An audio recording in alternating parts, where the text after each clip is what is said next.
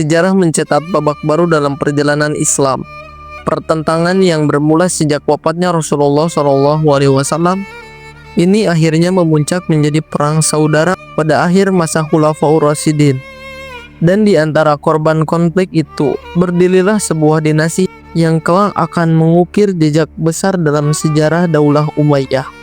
Banyak yang menganggap kemunculan Daulah Umayyah sebagai sebuah peristiwa besar dalam sejarah Islam, karena sistem syura yang pernah digariskan Rasulullah SAW perlahan mulai terpinggirkan. Namun, di balik gemilangnya ekspansi dan kekuatan politik yang dibangun, pertanyaan besar tetap menggantung, bagaimana sebenarnya dinasti ini berdiri? Seperti apa strategi ekspansinya? Bagaimana sistem pemerintahannya dijalankan? Dan pada akhirnya, apa yang menyebabkan kejatuhannya?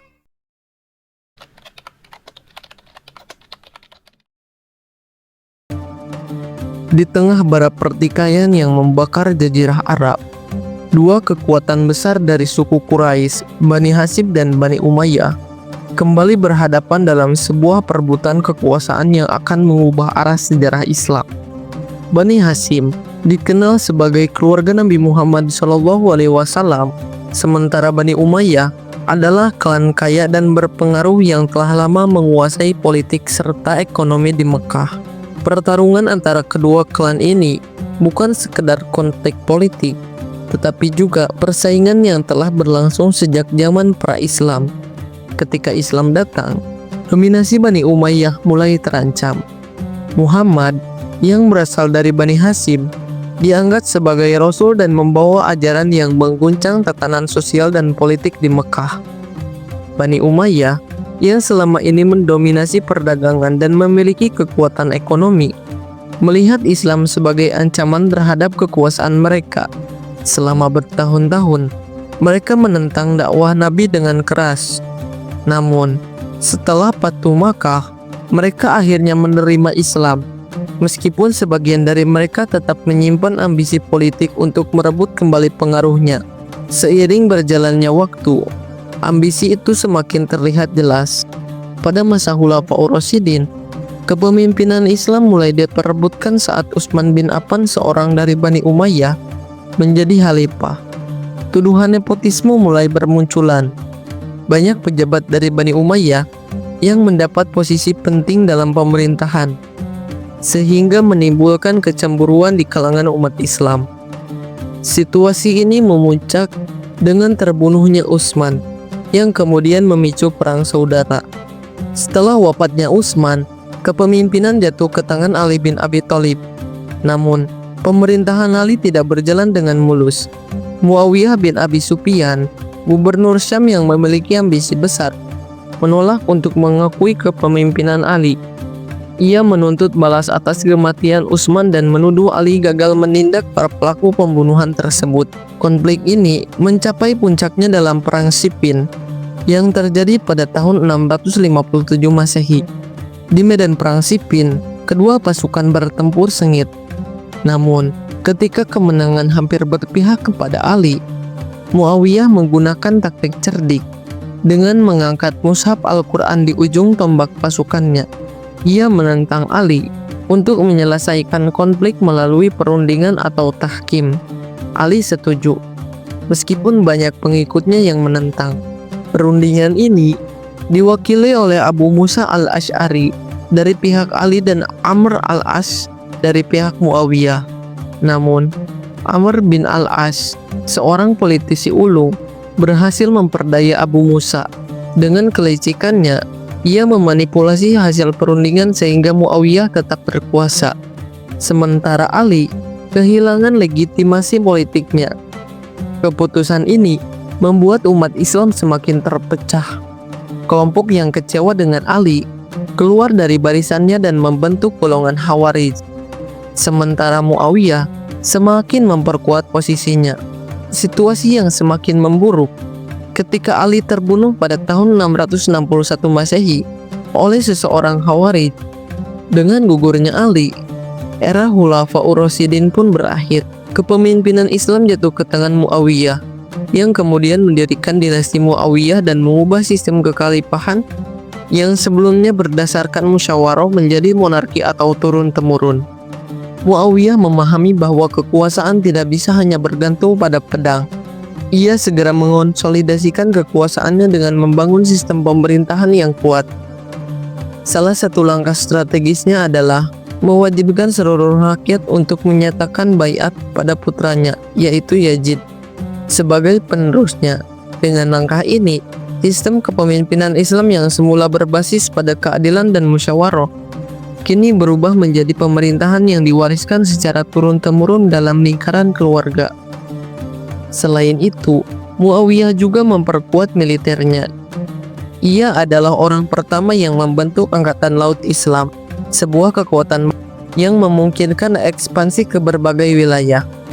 Dengan strategi militernya yang agresif, Muawiyah memperluas wilayah kekuasaan Islam hingga ke Afrika Utara, Persia, dan Asia Tengah. Ekspansi besar-besaran ini menjadikan dinasti Umayyah sebagai salah satu kekuatan besar di dunia pada masanya. Namun, meskipun Muawiyah berhasil membawa stabilitas setelah periode panjang peperangan dan konflik internal, kebijakan politiknya seringkali dipenuhi dengan tipu daya dan intrik. Ia tidak segan-segan menggunakan segala cara, termasuk pembunuhan politik, untuk mengamankan kekuasaannya. Banyak sahabat Nabi yang menentangnya, termasuk Hasan bin Ali, yaitu putra Ali bin Abi Thalib. Namun, setelah melalui berbagai tekanan, Hasan akhirnya mengundurkan diri dari jabatannya sebagai khalifah dan menyerahkan kekuasaannya kepada Muawiyah dalam peristiwa yang dikenal sebagai Amul Jamaah. Lahirnya dinasti Umayyah bukan hanya sekedar pergantian pemimpin, tetapi juga pergeseran besar dalam sistem politik Islam. Jika sebelumnya kepemimpinan Islam didasarkan pada keadilan dan musyawarah, kini sistem pemerintahan lebih menekankan pada stabilitas politik dan militer. Meskipun demikian, dinasti Umayyah juga meninggalkan berbagai pencapaian besar dalam sejarah Islam, baik dalam bidang ekspansi wilayah, administrasi pemerintahan, maupun pengembangan budaya Islam.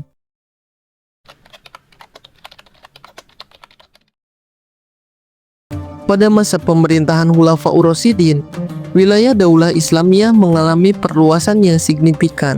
Namun, batas-batas wilayahnya belum sepenuhnya stabil karena masih sering terjadi konflik dan pertempuran di daerah perbatasan. Wilayah yang sudah berada di bawah kekuasaan Islam tetap menjadi target serangan dari pihak luar. Selain itu, musuh-musuh di luar Islam berhasil merebut beberapa daerah yang sebelumnya dikuasai Daulah Islamiyah, terutama ketika terjadi perpecahan internal dan pemberontakan di dalam negeri, serta ancaman dari luar. Dalam situasi seperti ini, pertempuran pun terjadi antara Bani Umayyah dan negara-negara tetangga mereka, terutama di wilayah yang sebelumnya telah dikuasai Islam pada masa Khulafaur Rasyidin. Peperangan ini bersifat berkelanjutan hingga akhirnya ditemukan batas alam yang jelas yang dapat memisahkan kedua pihak yang bertikai. Penaklukan pada tahap selanjutnya didorong oleh ambisi kerajaan dan melibatkan serangan terhadap wilayah-wilayah terpencil dengan bantuan pasukan tambahan dari non-Arab. Oleh karena itu, peperangan yang terjadi bukan lagi sekedar ekspansif berbasis kesukuan, melainkan perang dalam rangka perebutan dominasi global dan kerajaan. Dalam berbagai pertempuran tersebut, wilayah seperti Afrika Utara, Spanyol, Transokania, dan sebagian Sin berhasil dikuasai. Masa pemerintahan Bani Umayyah dikenal sebagai periode di mana perhatian utama tertuju pada pengembangan kerajaan. Hal ini menunjukkan bahwa semangat dan ambisi untuk berkuasa mulai tumbuh dalam diri para khalifah. Perluasan wilayah yang dilakukan merupakan perwujudan dari hasrat yang membara dalam jiwa para pemimpin tersebut, dan sekaligus meningkatkan reputasi negara Islam di mata raja-raja lain pada masa itu. Namun, ekspansi ini hanya dapat terlaksana ketika kondisi dalam negeri telah stabil, serta ketika kepemimpinan berada di tangan seorang khalifah yang kuat dan berambisi besar. Berdasarkan pemahaman ini, dapat disimpulkan bahwa periode paling ideal untuk melakukan penaklukan besar dalam sejarah Bani Umayyah adalah masa pemerintahan Muawiyah bin Abi Sufyan serta tahun-tahun terakhir kekuasaan Khalifah Abdul Malik yang kemudian dilanjutkan oleh putranya yaitu Al-Walid. Pada masa inilah keberhasilan ekspansi wilayah mencapai puncaknya. Sebaliknya, di luar periode tersebut, upaya penaklukan cenderung stagnan atau hanya menghasilkan kemenangan kecil. Hal ini disebabkan oleh berbagai pemberontakan dalam negeri, kepemimpinan khalifah yang kurang kompeten pada masa-masa akhir Bani Umayyah, atau kepemimpinan yang lebih berorientasi pada nilai-nilai keagamaan daripada ekspansi kekuasaan, seperti yang terlihat dalam pemerintahan Khalifah Umar bin Abdul Aziz. Pasukan dinasti Umayyah mencapai keberhasilan besar dalam ekspansi wilayah.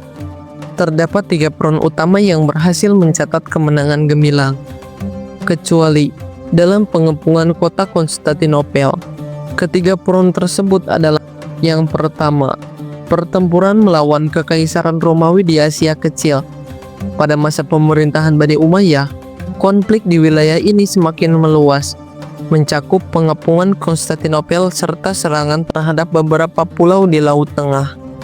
Kedua, ekspansi di Afrika Utara yang mencapai pantai Atlantik, kemudian berlanjut menyeberangi Selat Jabal Torik hingga ke Spanyol. Ketiga, perluasan ke wilayah timur terbagi menjadi 2 rute. 1. Mengarah ke utara hingga mencapai daerah di seberang Sungai Jihud atau Amudarya dan Canag. Sementara rute lainnya bergerak ke selatan hingga mencakup wilayah Sind.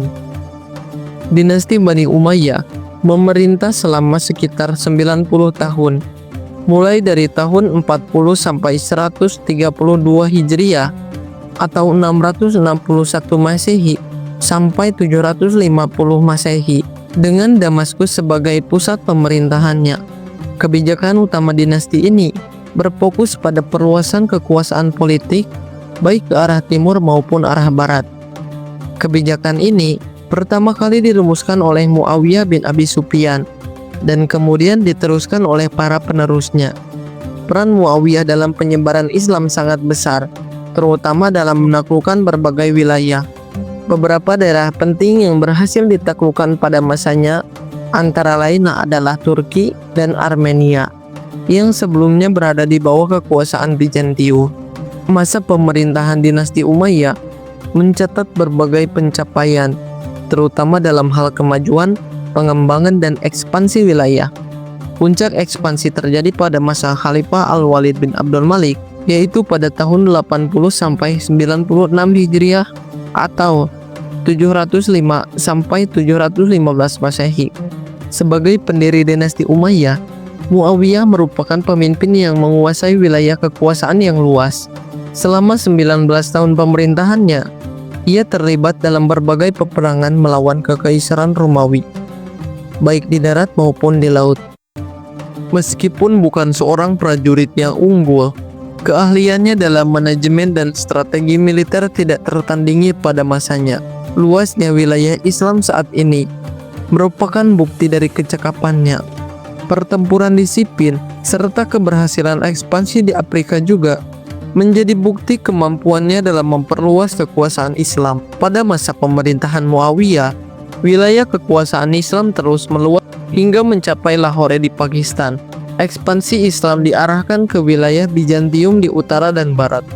Salah satu tujuan utama Muawiyah adalah menaklukkan kota Konstantinopel, karena ia meyakini bahwa jatuhnya kota tersebut akan berujung pada runtuhnya seluruh Kekaisaran Romawi. Untuk mewujudkan ambisi ini, Muawiyah melakukan berbagai persiapan, termasuk memperbesar armada perangnya hingga mencapai 1.700 kapal yang dilengkapi dengan pembekal serta persenjataan lengkap. Dengan kekuatan armada ini, Muawiyah mampu menandingi pasukan Romawi dan berhasil merebut beberapa wilayah di sekitar Laut Tengah, termasuk Sicilia, Rhodes, dan Kreta. Armada tersebut dipimpin oleh Junadan bin Umayyah Al-Aziz dan Abdullah bin Qais. Selain membangun armada yang kuat, Muawiyah juga mempersiapkan pasukan daratnya dengan membentuk dua jenis pasukan khusus, yaitu pasukan Muslim panas atau yang sering disebut juga Al-Sawaif, dan pasukan Muslim dingin atau yang sering disebut Al-Sawaiti, yang bertujuan untuk menghadapi peperangan di kedua musim tersebut. Upaya untuk merebut Konstantinopel pun dilakukan dengan mengirim ratusan kapal perang yang dipenuhi dengan berbagai senjata untuk mengepung kota yang memiliki pertahanan kokoh. Pasukan tersebut dipimpin oleh putranya yaitu Yazid. Namun, ekspedisi ini berakhir dengan kegagalan. Tidak hanya fokus pada ekspansi ke timur, pasukan Bani Umayyah juga mengalihkan perhatian mereka ke wilayah barat. Mereka berhasil menguasai Afrika Utara, Andalusia, dan bahkan mencapai Prancis pada periode berikutnya. Wilayah-wilayah yang berhasil ditaklukkan oleh dinasti Umayyah memberikan dampak besar bagi perkembangan umat Islam, terutama dalam hal penyebaran agama Islam hingga ke Spanyol, India, Asia Kecil, dan Asia Tengah.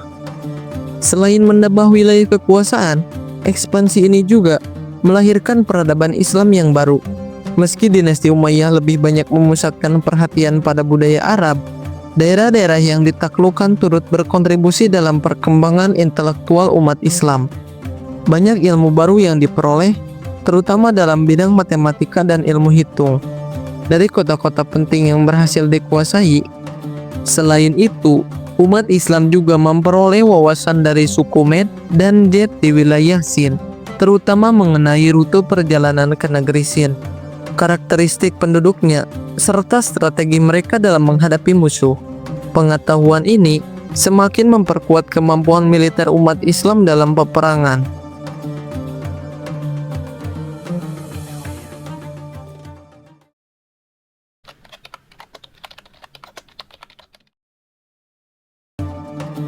Di suatu masa, ketika dinasti Umayyah berkuasa, dunia Islam memasuki babak baru dalam sistem pemerintahan.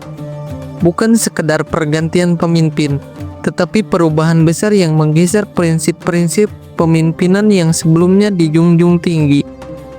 Muawiyah bin Abi Sufyan sebagai pendiri dinasti ini membawa model pemerintahan yang berbeda. Jika sebelumnya kepemimpinan didasarkan pada musyawarah dan pemilihan, kini tampuk kekuasaan beralih menjadi warisan turun-temurun, sebuah sistem yang menyerupai monarki di Persia dan Bizantium. Di hadapan para pemuka agama, Muawiyah menetapkan putranya, yaitu Yazid, sebagai penerus, mengikat rakyat dengan sumpah setia. Ini bukan hanya soal pergantian pemimpin, melainkan juga simbol dari pergeseran nilai. Musyawarah yang dulu menjadi pondasi, kini tergantikan oleh kekuasaan absolut. Dalam perjalanannya, Raja-Raja Umayyah semakin jauh dari ulama yang berani menegakkan kebenaran. Suara-suara kritis yang pernah mewarnai pengambilan keputusan kian redup, dan digantikan oleh kekuasaan yang tak tergoyahkan. Baiat, yang dulu merupakan bentuk kesepakatan rakyat terhadap pemimpin, kini menjadi sekedar formalitas. Dengan menjadi sistem monarki, umat kehilangan wadah untuk menyuarakan aspirasi dan menentukan arah pemerintahan. Hukum dan keadilan pun kehilangan kekuatan yang seharusnya melindungi rakyat. Dalam satu abad pemerintahan Umayyah, umat Islam hidup tanpa konstitusi yang dapat diandalkan, tanpa lembaga yang benar-benar bisa mereka percaya untuk menegakkan keadilan. Dengan datangnya sistem pemerintahan yang baru, terjadi perubahan besar yang menggantikan sistem sebelumnya, membawa dampak signifikan bagi kehidupan kaum muslimin secara keseluruhan. Salah satu perubahan utama adalah penerapan sistem Arabisasi serta bangkitnya kembali kefanatikan kesukuan atau asabiyah kaumiyah yang justru melemahkan persatuan bangsa Arab. Sebelum Islam datang, fanatisme berbasis keturunan dan suku yang kuat di kalangan bangsa Arab. Namun, dengan ajaran Islam, konsep tersebut dihapuskan, dan seluruh orang Arab dipersatukan dalam satu ikatan keislaman yang dikenal sebagai Al-Jami'ah Al-Islamiyah. Selama masa pemerintahan Khulafaur Rasyidin, persatuan ini tetap terjaga dengan erat. Namun, di penghujung masa kepemimpinannya, Umar bin Khattab radhiyallahu anhu mulai khawatir bahwa semangat kesukuan akan kembali bangkit di tengah masyarakat Arab. Meskipun pengaruh ajaran Islam begitu kuat, sisa-sisa fanatisme kesukuan masih ada. Dan Umar khawatir bahwa kebangkitan kembali sikap tersebut dapat membawa fitnah dan kekacauan bagi Islam serta umat muslim. Kekhawatiran itu terbukti ketika Bani Umayyah mengambil alih kekuasaan. Mereka kembali menghidupkan fanatisme Arab dan mengembalikan adat kebiasaan kehidupan desa atau badawah. Akibatnya, kekasaran gaya hidup desa mendominasi politik dan pemerintahan, menggantikan kelembutan budi bahasa yang sebelumnya menjadi ciri khas Islam. Dari ajaran masa jahiliyah, yang mereka terapkan adalah fanatisme Quraisy dan pengulamaan kelompok tertentu atas suku-suku lain. Hal ini menimbulkan ketidakpuasan di kalangan kabilah lain yang merasa diperlakukan tidak adil, sehingga menyebabkan ketegangan dan perpecahan dalam masyarakat. Dinasti Umayyah memanfaatkan kecemburuan rasial sebagai strategi politik dengan mengadu domba berbagai suku agar kekuatan kabilah-kabilah Arab lainnya melemah. Padahal Islam telah menyatukan semua umatnya tanpa membedakan asal-usul dan memberikan hak yang sama bagi setiap individu yang menerima agama Allah. Namun, sejak awal berdirinya, pemerintahan Bani Umayyah menonjolkan identitas kearaban yang kuat dan berusaha mempertahankannya. Akibatnya, kesetaraan antara Muslim Arab dan Muslim non-Arab nyaris hilang. Dinasti ini menerapkan kebijakan eksklusif dengan memberikan prioritas kepada orang-orang berdarah Arab dalam pemerintahan. Sementara kaum non-Arab tidak mendapatkan kesempatan yang sama. Kebijakan ini menciptakan sistem kasta dalam masyarakat Muslim, di mana orang-orang Arab menempati posisi tertinggi dan lebih diutamakan dibandingkan dengan kaum non-Arab. Hal ini menimbulkan kesombongan di kalangan orang Arab terhadap bangsa lain, termasuk sesama Muslim non-Arab yang diberi julukan merendahkan seperti Al-Mawali, bekas budak yang telah dibebaskan, dan Al-Hamra, si merah. Orang Arab menganggap diri mereka sebagai syahid atau tuan atas kaum non-Arab. Abdul Malik bin Marwan yang sangat fanatik terhadap kebangsaan Arab meluncurkan gerakan Arabisasi. Seluruh penduduk wilayah Islam diwajibkan berbahasa Arab, dan semua dokumen negara yang sebelumnya ditulis dalam bahasa Romawi atau Persia diterjemahkan ke dalam bahasa Arab, dan pada akhirnya bahasa Arab ditetapkan sebagai bahasa resmi negara, sehingga seluruh penduduk, termasuk non-Arab, harus mempelajarinya. Selain perubahan bahasa Arab, adat dan tata cara kehidupan juga diharuskan mengikuti budaya Arab. Untuk mendukung kebijakan ini, Abdul Malik memperkenalkan sistem pendidikan bahasa Arab bagi kaum non-Arab serta merombak sistem administrasi pemerintahan. Dalam bidang ekonomi, Abdul Malik melakukan reformasi dengan mencetak mata uang sendiri pada tahun 659 Masehi, menggantikan sistem mata uang asing yang sebelumnya digunakan. Dinar dibuat dari emas dan dirham dari perak, dengan tulisan dalam bahasa Arab.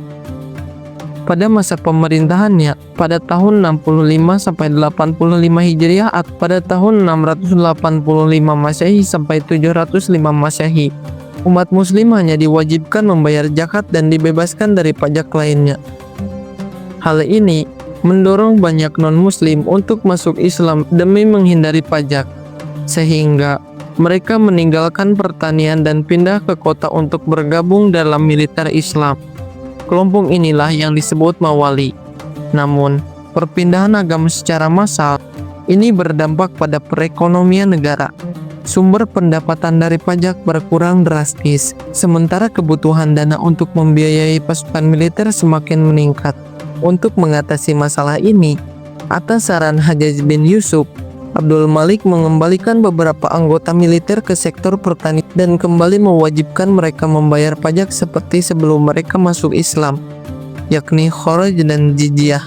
Para penguasa berdalih bahwa banyak orang yang masuk Islam hanya untuk menghindari pembayaran jizyah. Namun, Keputusan ini justru bertentangan dengan hukum Islam dan menjadi hambatan besar dalam penyebaran agama Islam. Sistem ini menimbulkan ketidakpuasan di kalangan mawali. Mereka yang bertugas dalam kemiliteran dan administrasi pemerintah mulai menuntut hak yang sama dengan orang-orang Arab, termasuk hak dalam diwan militer.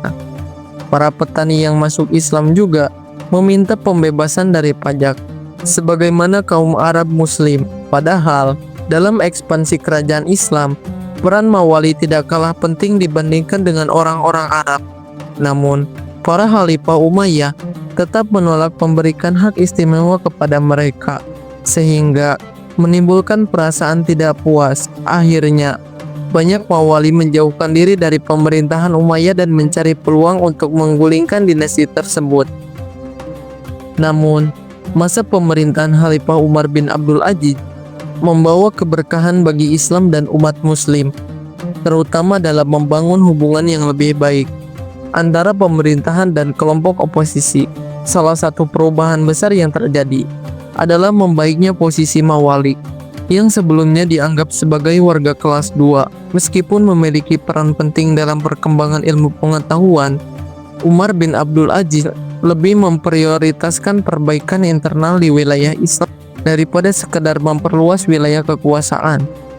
Hal ini menunjukkan bahwa konsolidasi internal menjadi fokus utama kebijakannya. Selama pemerintahannya, sistem pemerintahan yang lebih demokratis mulai tumbuh kembali.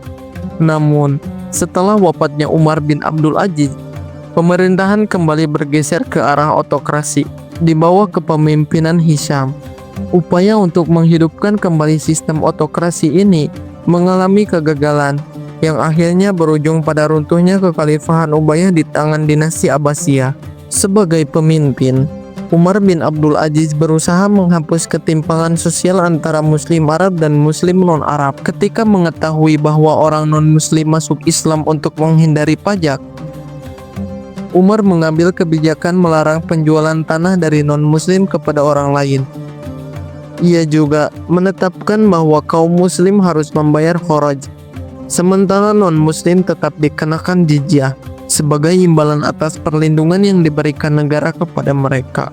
Dengan kebijakan ini, umat Islam turut berkontribusi dalam pendapatan negara, sehingga negara tidak mengalami kerugian. Selain mendiskriminasi mawali, Bani Umayyah juga memperluas kebijakan diskriminatif ini di antara suku-suku Arab sendiri. Mereka menghidupkan kembali perpecahan dan fanatisme kesukuan yang telah lama berakar, terutama antara suku Yaman dan suku Mudar.